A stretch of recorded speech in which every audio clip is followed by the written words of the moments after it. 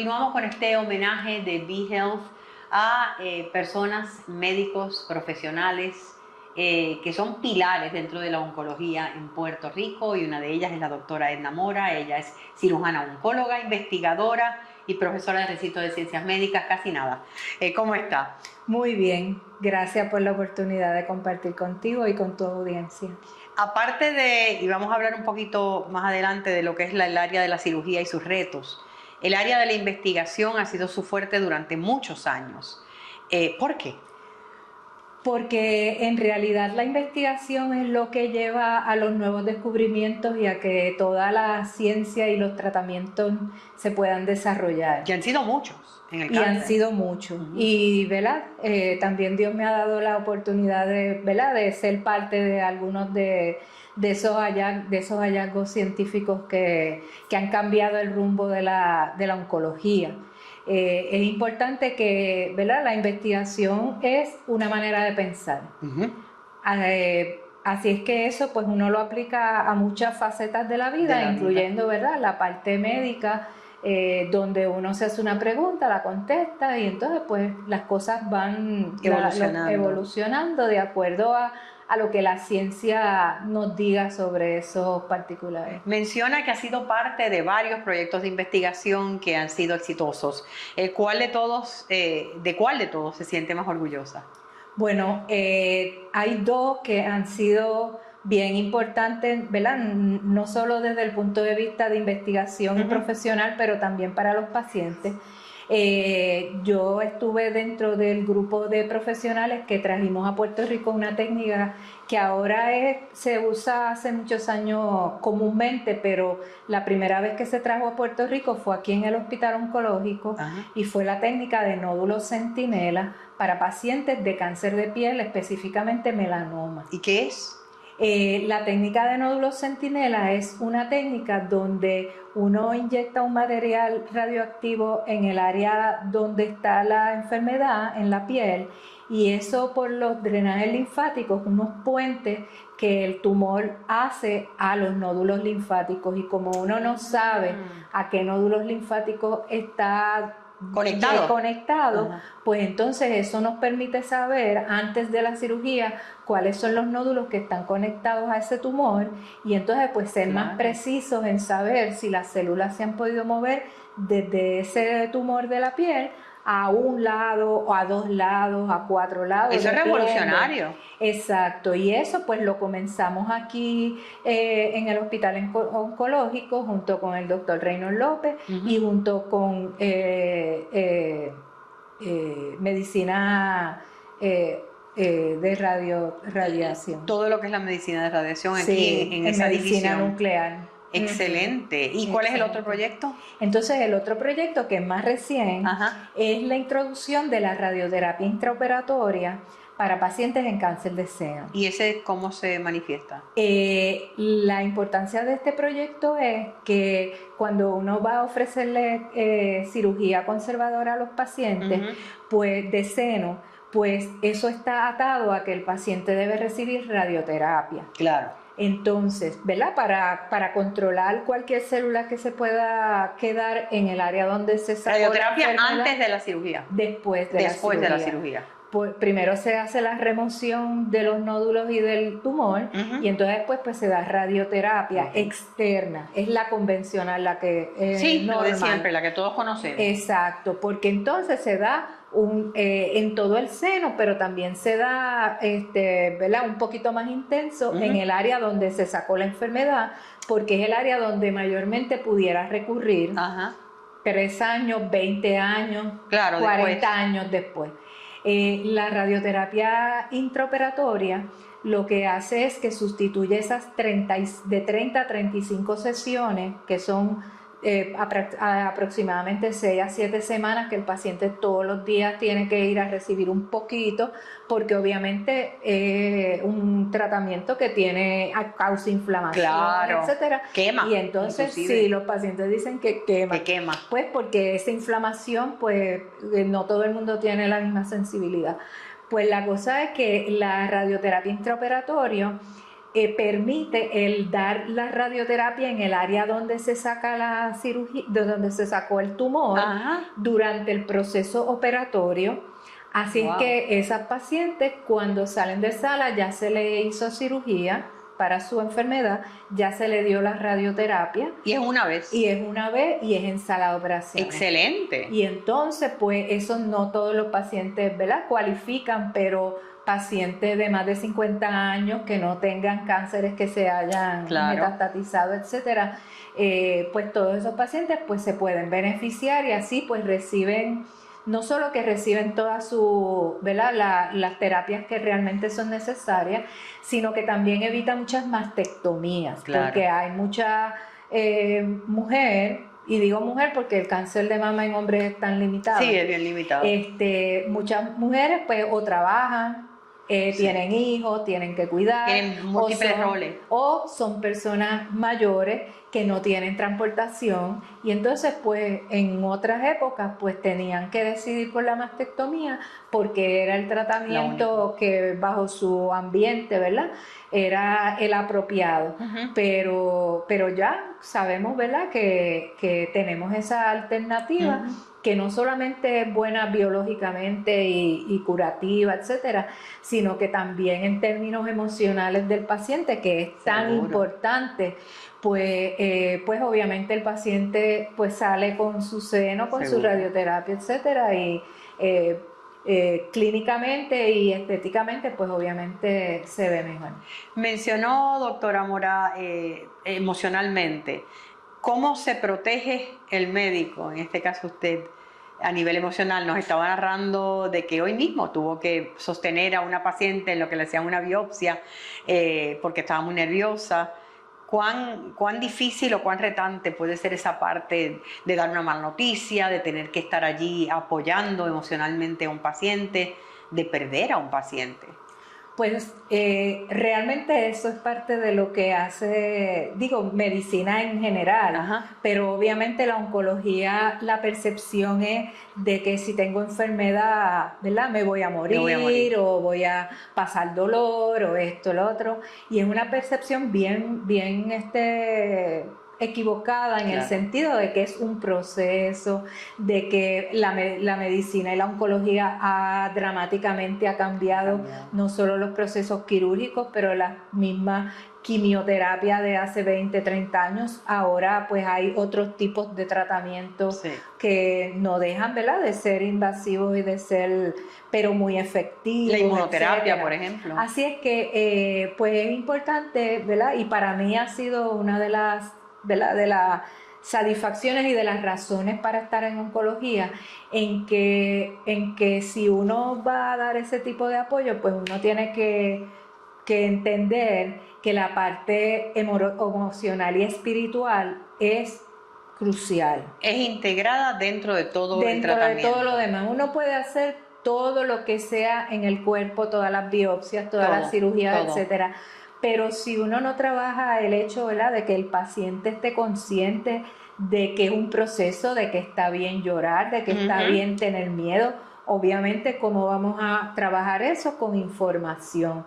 Porque cuando el paciente tiene información, pues ya entonces cambia. Empoderado. Claro, y entonces, pues, por lo menos en mi caso, pues siempre les enseño una foto, ¿verdad?, para que el paciente pueda, yo soy bien visual, así es que yo le enseño fotos, un videíto, etcétera, porque al saber a lo que se van a enfrentar, pues ya todos esos miedos son etcétera, menos. Claro, y entonces pues surgen preguntas de lo que realmente le preocupa al paciente, ya no es emocional la reacción. Y creo que, ¿verdad?, por lo menos en mi caso ha sido un reto desde el punto de vista personal, porque obviamente uno tiene que... Uno es humano. Claro, y debe uno prepararse para dar ese tipo de noticias, ¿verdad? Porque si uno le va a dar la noticia y uno va a estar peor que el paciente, eso no es. No se puede. Eso no es. Así es que hay que, no solo el paciente, la familia, hay veces que, ¿verdad?, una vez tuve una paciente que ella me decía, ay, pero mis nenes, y yo, pero mis nenes, y yo le seguía diciendo ¿verdad? Que estaba en una etapa temprana, que iba a estar todo bien, ay, pero mis nenes, entonces pues llegó al punto que yo digo, mire, ¿qué edad tienen sus nenes? Ay, mis nenes tienen 19 y 20 años. Yo digo, déjame decirle que le tengo una segunda noticia. Usted no tiene nene, usted tiene ya manganzones. Ya manganzones. Así es que si usted no le puede dar la noticia o lo que sea, usted me avisa, porque ellos tienen que compartir ese proceso, porque no es casualidad, ¿verdad? En la vida lo que nos pasa, porque tenemos que aprender de eso. Y cada cual, pues, o lo aprendemos personalmente o lo aprendemos a través de otras personas. Colectivamente. Y entonces no llegamos en familia tampoco por error, ni por casualidad. No. Venimos porque en ese grupo vamos a aprender cosas, ¿verdad? Por lo menos esa es mi filosofía de vida. Claro. Así es que si vamos a aprender lo bueno, lo no tan bueno, lo que, ¿verdad? Pues entonces eso también en general, pues eso se puede hacer con niños. Yo he ido a las casas, ¿verdad? Cuando son niños de 4 años o 3 años, ya es otro, pero hay que decirle, porque se siente claro, porque ese niño sufre porque no sabe lo que está pasando y entonces le crea unas inseguridades a esa pequeña edad. Así es que hay libros que son específicos para poder dar, ¿verdad? ¿Cómo se lo dice de acuerdo a su edad? Claro, porque si yo estoy en shock y yo le voy a dar una noticia, pues, ¿verdad? Ahí hay que integrar en la familia. Claro. Y entonces, pues, saber que si se va a dar quimio, mira, van a haber estos cambios en mamá, no va a tener pelo, pero es la misma mamá y te va a querer más. Y entonces ya estamos sembrando la semilla del conocimiento desde temprano, para que la gente no crezca con esos miedos, porque estamos pensando en el cáncer de la bisabuela, del abuelo, que pues estuvieron en una época donde la ciencia era otra cosa. Así es que nuestros nietos pues verán otra cosa. Mientras tanto, pues lo que tenemos ahora, pues es importante, ¿verdad? Ir instruyendo a todo el mundo, porque si son parte de la solución, pues entonces ya el problema se minimiza. Claro. Así es que por eso digo que la parte emocional y la parte pues es un privilegio uno poder, ¿verdad?, entrar en unas fases íntimas del paciente. Por lo menos yo considero eso, pero es bien importante traerlo, porque ahí es que uno se entera, ¿verdad?, de relaciones tóxicas, de todo lo problemas que hay de con papá, con mamá, con esto, con lo otro, y entonces que pues, obstaculizan el proceso de sanación. Claro, y que lo obstaculizan por lo que pasó, pero también por lo que el paciente, el rollo que tiene mental, el paciente, el residual de esa situación. Seguro. Y entonces, pues nada, entiendo que, ¿verdad?, los que tenemos el privilegio de estar en el área de oncología, que eso pues nos ayuda a que cada paciente es diferente, cada paciente termina siendo parte de una familia extendida, claro. Y que los resultados del tratamiento pues son importantes, pero el viaje, el proceso es lo más importante. Porque ahí es que uno, ¿verdad?, que uno como ser humano, y yo he tenido familiares que han tenido enfermedad, ahí es que uno se cuestiona, de que uno, ¿verdad?, trae a flor de piel muchas situaciones, etcétera, y es la razón que mucha gente perdona, que mucha gente reanuda unas relaciones, etcétera, o por el contrario, esto es tóxico, yo ya no estoy dispuesta a recibir más toxicidad, así es que te quiero, pero no puedo. Pero de lejito. Pero pienso en mí, me desarrollo yo. Y, ¿verdad? Yo doy una conferencia que se titula El cáncer me curó el alma. ¡Qué lindo! Porque es así, o sea... Yo siempre digo que las enfermedades a nivel familiar, las condiciones médicas, o acercan más a las familias o las separan. Claro. Y igual a las seres significativos, porque como dijo, hay personas que entonces tú las quieres en tu vida porque te aportan, hay otras personas que te das cuenta que no. Claro, y hay personas que a lo mejor en tu vida no han aportado, pero tras ese incidente cambia todo. Pues entonces ya también induce un cambio en esas personas. Así es que pues todo es el mismo proceso de la vida, pero lo vemos en el microcosmo de cada paciente, porque, ¿verdad? Cada uno es diferente. Tiene su mundo. Desde la Así es. perspectiva de la cirugía, muchas complicaciones se dan porque los pacientes no siguen instrucciones postoperatorias. ¿Cuán retante es esa parte? Pues fíjate, yo pienso que, por lo menos en mi caso, Ajá. que es cirugía de seno, ¿verdad? Ujú. Hay cirugías que tienen diferentes tipos de Ok. posibles complicaciones. Pero yo creo que, como he dicho, el paciente educado, el paciente que ya uno va conociendo, mira, pues a lo mejor es una persona de edad, de una edad que no puede por sí misma, pues hay que buscar los recursos, etcétera. Así es que para este tipo de cirugía, pues realmente no es tan retante esa situación. Ahora, las cirugías abdominales, Seguro. las cirugías ginecológicas, etcétera, y con todo y eso, los avances que hay ahora, que son, ¿verdad?, en términos de tiempo, de la cirugía laparoscópica, Claro. la cirugía por robot. Yo he visto cirugías de cáncer de recto que la única herida que tienen es en el recto, porque han podido sacar todo lo demás a través de eso. Eso es maravilloso. Es maravilloso. Y eso está ahí en Puerto Rico. No, y reduce las complicaciones. No, el A un máximo. paciente, o sea, su postoperatorio bueno, ¿verdad? Que en un momento dado eso podían ser 2 y 3 semanas, el postoperatorio termina siendo 2 o 3 días para asegurarse que el paciente coma y no, ¿verdad? Y no tenga una complicación aguda. Pero verdaderamente, y somos agraciados en Puerto Rico que hay muchos cirujanos que se han entrenado en el programa de residencia de ciencias médicas del departamento de cirugía en muchas áreas, en trauma, en colorectal, etcétera. Así es que pues en Puerto Rico tenemos acceso a ese tipo de profesional. O sea, que está optimista en cuanto al futuro de la cirugía oncológica en Puerto Rico. Bueno, yo estoy siempre optimista, ¿verdad? Porque las cosas no pasan en un vacío. Por casualidad. Claro, claro. Y todos estos cambios poblacionales y todo eso tiene un propósito. Sí. Así es que pues a donde ese propósito nos lleve, pues que tenemos que, como pueblo y como, ¿verdad?, nación, tenemos que realmente pues tomar las decisiones adecuadas para resolverlas. Pero la preparación se está dando. Los estudiantes de medicina que se gradúan de las escuelas en Puerto Rico son excelentes. Y tienen mucha exposición a investigación y tienen exposición a programas que eso yo también en un momento dado tuve cuando estaba en la escuela de medicina. Pude ir a Estados Unidos, a NIH, a estar un verano allá haciendo investigación, y pude ir a Roswell Park en Pittsburgh, en Nueva York. Roswell Park, eso es cuando estuve en la escuela de medicina. Después cuando hice la residencia, pues tuve la oportunidad, ¿verdad?, de estar también en MD Anderson en Houston.